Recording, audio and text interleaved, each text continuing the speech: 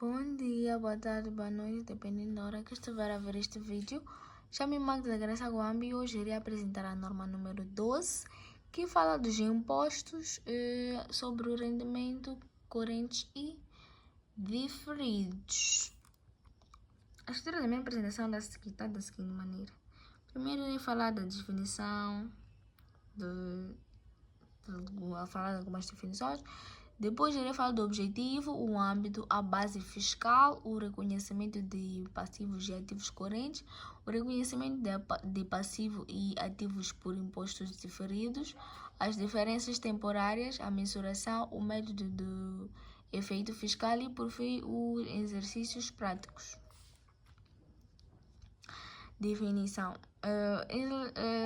Dizer o imposto sobre o rendimento corrente, isso geralmente refere-se a ele, né? É o imposto que é devido ao exercício atual com base nos lucros que são apurados naquele mesmo período.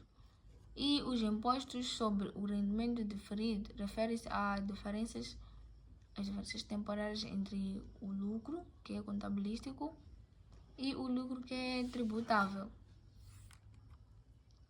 O objetivo da norma. Esta norma ela tem como objetivo de estabelecer o tratamento, seja ele contabilístico, dos impostos sobre o seu lucro, que é designadamente como, neste caso, contabilizar as suas consequências atuais e as suas consequências futuras. Âmbito.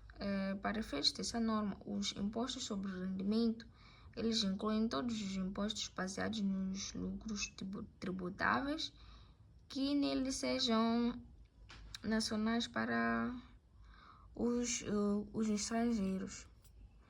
Base fiscal geralmente é uma quantia que ela normalmente é dedutível para alguns efeitos e de quaisquer benefícios econômicos e realmente são tributáveis que fluirão, né, durante algum período de tempo numa entidade quando ela recuperar a quantia registrada do ativo. Reconhecimento de ativos e passivos correntes. Os impostos correntes eles não são pagos quer relativos ao período contabilístico corrente, quer também aos períodos anteriores que devem ser reconhecidos como um passivo.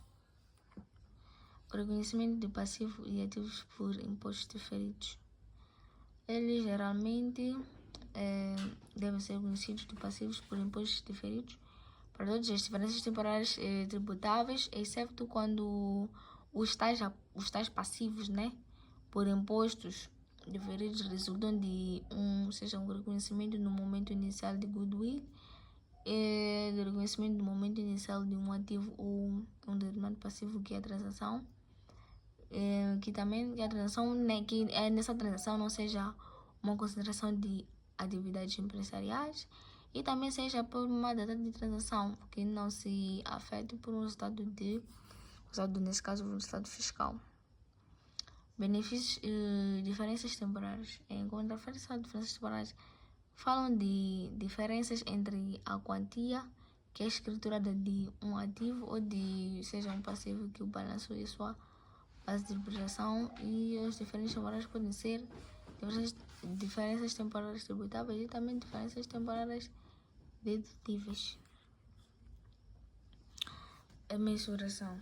De acordo com essa norma, os ativos, quer também os passivos, por impostos correntes de algum período corrente, né, e anterior, geralmente a partir de agora eles devem ser mensurados pela quantia que seja espera para pagar para as autoridades fiscais, e eles normalmente usam as taxas fiscais aprovadas pela data do balanço.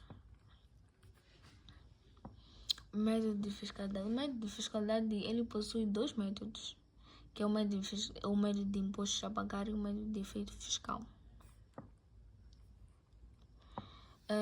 Nós temos aqui uma tabela que diz sobre os métodos, algumas diferenças de ativos e passivos, quando que os ativos resultam em relação ao valor contabilístico do valor fiscal e quando que eles resultam quando é maior que o valor fiscal e quando o valor contabilístico é menor que o valor fiscal.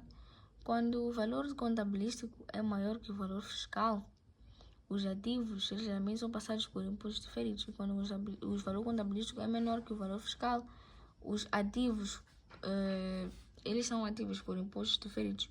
Em relação ao passivos, quando o valor contabilístico é maior que o valor fiscal, eles são conhecidos como ativos por impostos diferidos.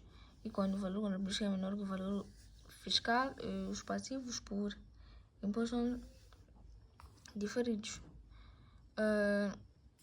Impostos são diferidos. Temos aqui um exemplo, né? Um exemplo prático que diz que uma empresa ela reconheceu um excedente de revalorização relativo a um efeito industrial no ano N, que é no ano corrente, no valor de 700 mil meticais.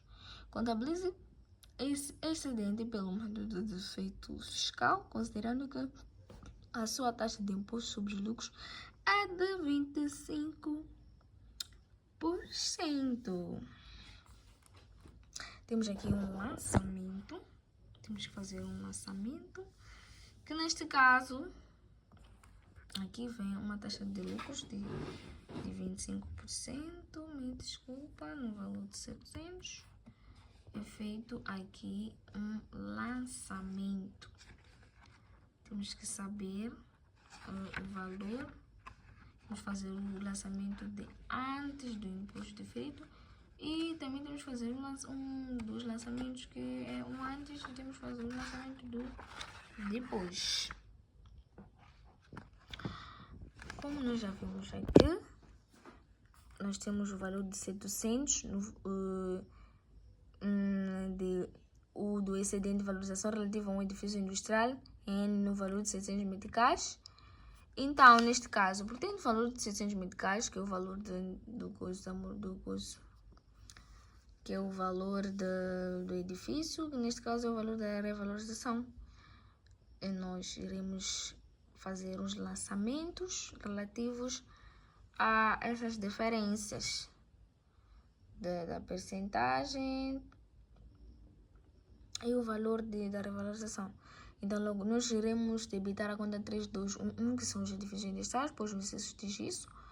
Vamos debitar no valor de 700 meticais, que foi nos dado ali no exercício.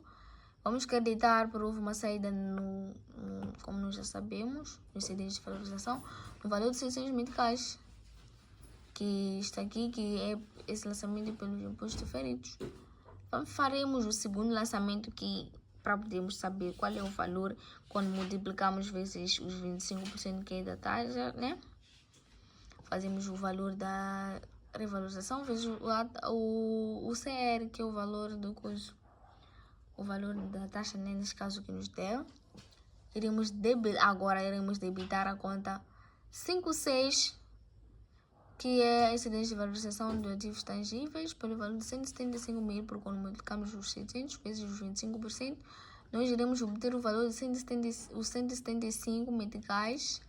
Iremos creditar a conta dos impostos diferidos, que é a conta 4.4.6.2, dos passivos por impostos diferidos, porque neste caso ele dará a ter uma saída. Por essa razão, ele estará no lado do crédito. Temos aqui um outro exercício que diz que a empresa ABC, ela geralmente teve um prejuízo contabilístico em ano N de 500 milhões de meticais. Muito dinheiro. E espera-se que continue a apresentar perdas nos próximos anos. A empresa pode utilizar as perdas fiscais de um determinado exercício nos 5 anos subsequentes, contabiliza o imposto deferido. Aqui nesse exercício geralmente não é um exercício a qualquer contabilização a efetuar. Quer dizer que uma vez que não existem impostos nesse exercício a pagar e nem se pode proceder ao reconhecimento de ativos por impostos, sejam eles diferidos relativamente à perda fiscal do exercício no período N, neste caso, por não existir uma segurança também razoável da sua utilização para compensar lucros tributáveis nos futuros. Seja, por sua vez, quis dizer que o reconhecimento dos ativos por impostos diferidos, ele não é automático. E nós, né, nós como pessoas temos de demonstrar a existência de benefícios econômicos que geralmente são futuros. Dúvidas frequentes. Posso reconhecer num ano ativos de impostos diferidos de situações provenientes de anos anteriores?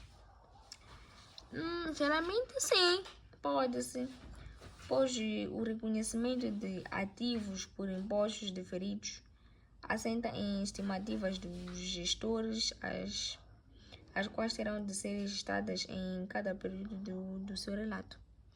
Posso apresentar os impostos diferidos pelo seu valor descontado? Sim, não, na verdade não. Não pode, por que eu digo isso? Porque os impostos diferidos, sejam eles ativos ou passivos, eles não podem ser descontados. Por esta razão é que não se pode apresentar os impostos diferidos pelo seu valor contábil, porque eles normalmente eles não podem ser descontados. Muito obrigada pela apresentação. Espero que tenham gostado do vídeo. Até mais.